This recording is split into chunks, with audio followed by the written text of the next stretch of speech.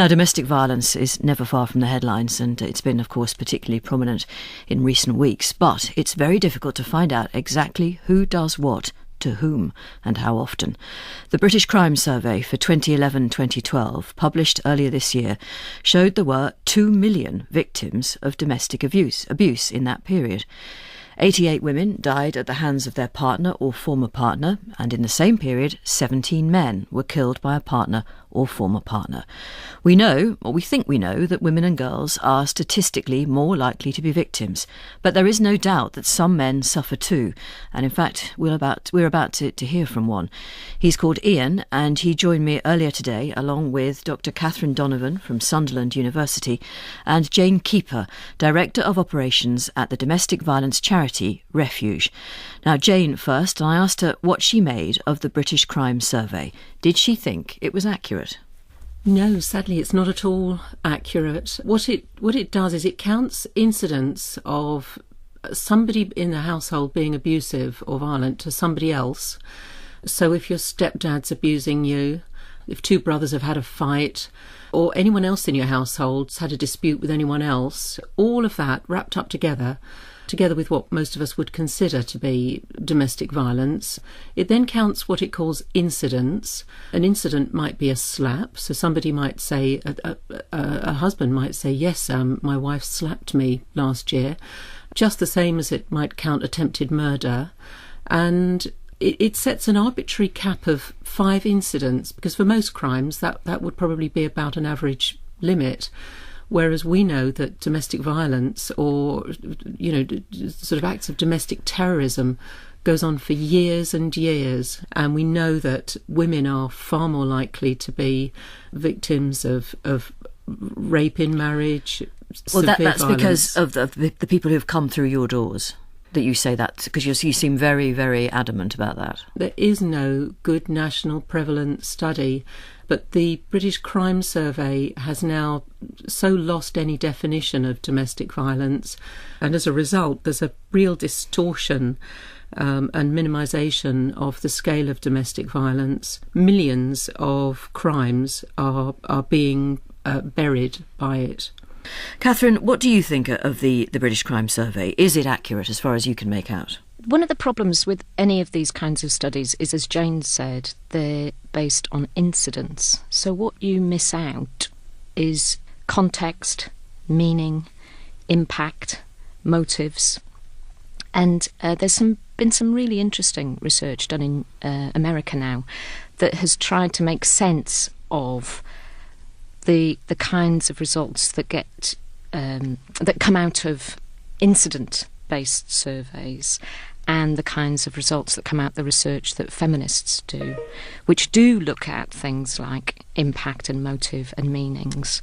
And I think we're kind of now at the stage where we can think about there being different kinds of violence. Different kinds of violence? What do you mean? Yes, different kinds of interpersonal violence. So if you look at meanings, for instance, there's a difference between somebody lashing out at somebody in anger or frustration or because they've had a bad day.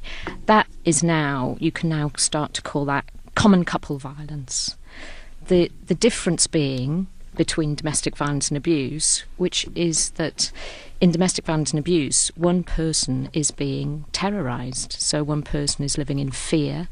Often they're experiencing more than one incident, and the new government definition about coercive control really encapsulates that, because it's focusing on not just one incident, but a pattern of behaviours that can be physical violence, sexual violence, financial violence, emotional violence, that together build a picture of one person exerting power and control over the other. And if you look at that, and even with the British Crime Survey, which is a crude measure, if you look at things like repeat victimisation or severity of impact, women are by far the largest group. And yet we know that there are men who do go through these experiences, and Ian, in fact, is a man who has been through it and is prepared to talk to us. Ian, tell us a little bit about the relationship that you were in. For me, it was 14 months of violence, of psychological abuse, living in complete fear, and having my movements controlled from the moment I awoke to the moment that I went to sleep. How did it start? Can you point to the moment or the time that this campaign began? Yes, I think when I look back, I used the phrase of grooming. My partner had manipulated and fractured relationships with friends and family, which resulted in me becoming isolated. And at that precise moment, that's when the violence started, when she knew that she'd isolated me from friends and family.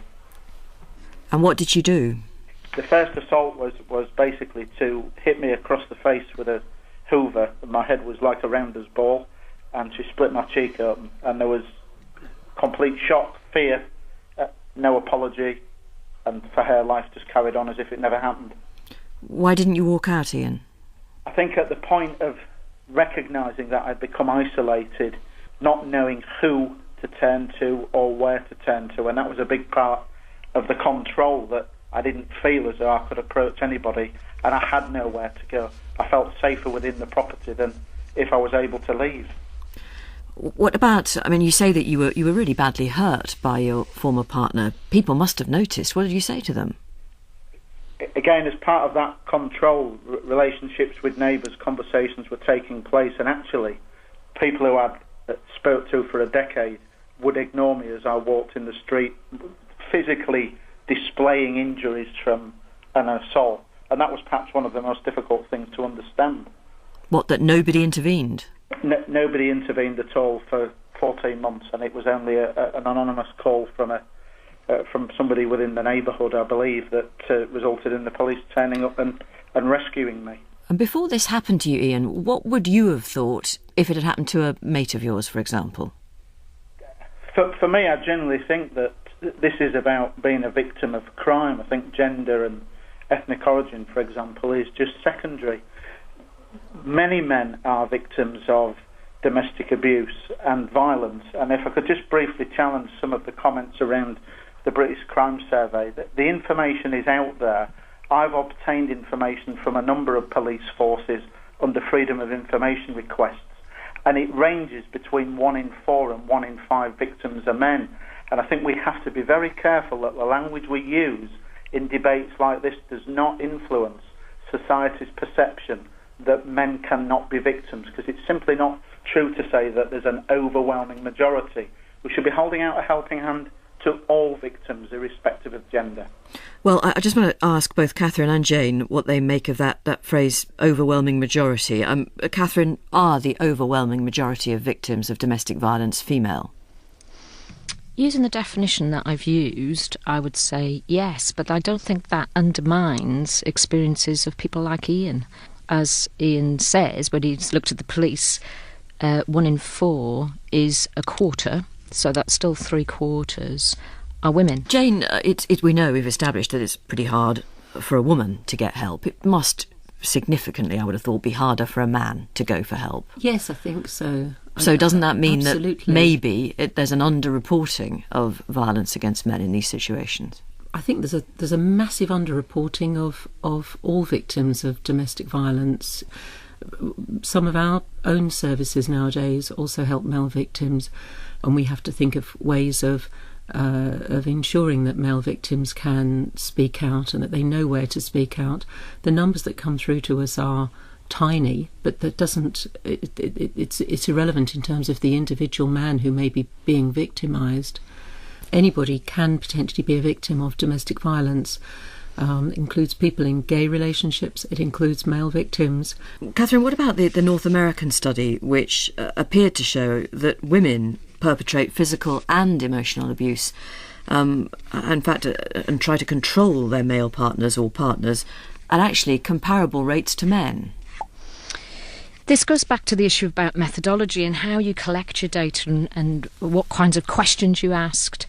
Mostly those kinds of surveys that show that women are as violent as men use the conflict tactics scale, and it's a particular method, it's a particular tool that gets used. It's usually used as a telephone survey where they ask, I think it's 24 questions about the way in which conflict has been resolved in the previous 12 months by the person who's answered the phone. And there's a lot of criticism of it because they don't ask about impact, context, meaning, motives. What troubles me as a survivor is that this repetition that females are predominantly more likely is also sending out a tandem message that it's less likely to happen to a man. And whenever there's some research which suggests that the disparity between the number of male and female victims is perhaps narrower than what public perception is, then suddenly the methodology is challenged every time. If we do more to encourage victims to present, we'll actually then begin to understand the impact of that violence on second stage victims, for example, family members and so on. And just as an example, we saw recently in one of the British soaps a male victim domestic storyline. That was in Coronation Street, wasn't it? Correct. Now, whilst that was in the public domain, calls to a national charity trebled. And what was interesting is that lots of those calls came from sisters and mums and daughters who were worried about brothers and dad and sons.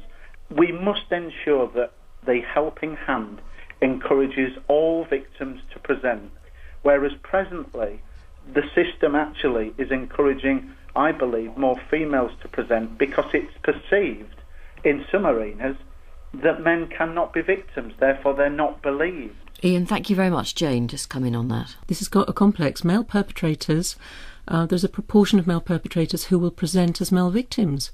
So the... you mean they will... Just explain. Professionals such as Respect, who do excellent work with male victims, have to be, and any good organisations working with male victims have to be ready for calls, which some calls will be from male perpetrators posing as male victims. Well, okay, you explain what may have happened there. Perpetrators of domestic violence are adept at manipulating professional systems around them, including the police, social services, judges, and including agencies, domestic violence agencies, if they can. Some perpetrators have found that if you phone up a caring organisation and present as a victim, that will play well for you for a while. And so it's really specialist work. The agencies that help male victims need to be highly trained, because the very next call could be a man who's in grave danger and needs help immediately.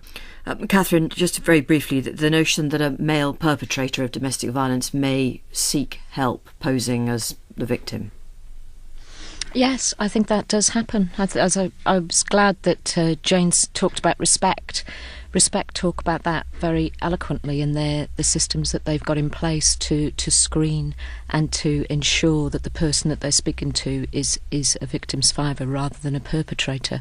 But I think the challenge is for particularly the police to put into operation the new definition, which is about coercive control. So it is about not just responding to an incident, but in trying to unpick what the history of that relationship has been in order to properly identify who the victim survivor is and who the perpetrator is. Well, that's the voice of Dr Catherine Donovan from Sunderland University. Now, she studied domestic violence and abuse. You also heard from Jane Keeper of the domestic violence charity Refuge, and from Ian, who is a male survivor of domestic abuse. Any thoughts on that? Of course, you can tweet the programme. It's at BBC Woman's Hour, or you can email us via the website bbc.co.uk/radio4/Woman's Hour. There are also links now on the website to organisations that can offer support to anybody with concerns about domestic abuse.